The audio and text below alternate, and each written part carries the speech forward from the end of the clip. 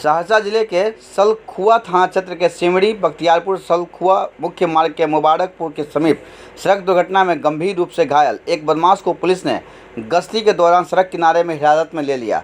हिरासत में लिए गए बदमाश के पास से एक देसी कट्टा बरामद हुआ है।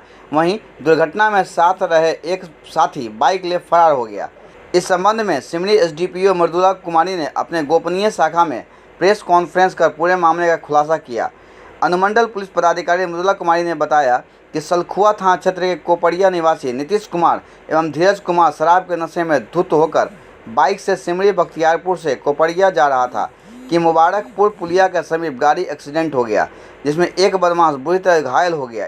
इधर सलखुआ थाना के पुलिस अवर निरीक्षक राम प्रसाद अपने दल बल के साथ गश्त लगा रहे थे कि घटना की सूचना पर पहुंच कर रही पुलिस को देख बाइक लेकर बदमाश भाग निकला।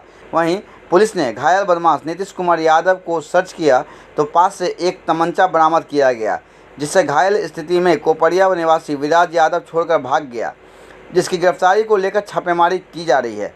गिरफ्तार बदमाश के आपराधिक इतिहास को भी खंगाला जा रहा है।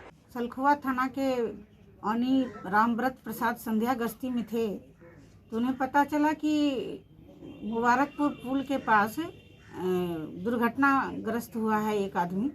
वो अपने गश्ती बल के पास जब मुबारकपुर पुल के पास पहुँचे तो एक व्यक्ति को दुर्घटनाग्रस्त जमीन पर लेटा हुआ देखे जख्मी हालत में। उनको उठाने पर जब उठाया गया तो उनके कमर में बाएं तरफ एक देसी कट्टा खोसा हुआ पाया गया। पूछने पर पता चला कि इसका नाम नीतीश कुमार है और इसका साथी जो एक था जो मोटरसाइकिल चला रहा था उसका नाम बीरज कुमार था। दोनों का घर कोपड़िया है।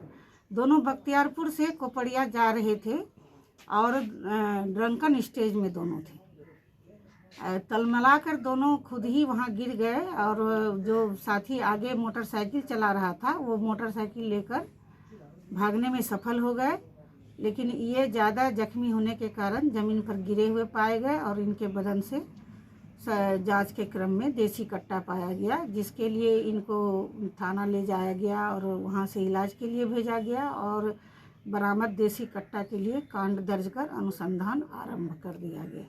भागे हुए साथी का नाम इसने बीरज कुमार साकिम कोपड़िया बताया है, जिसके विरुद्ध भी अनुसंधान जारी है। एससीएस मिथिला के लिए सहरसा से दीपेंद्र कुमार की रिपोर्ट।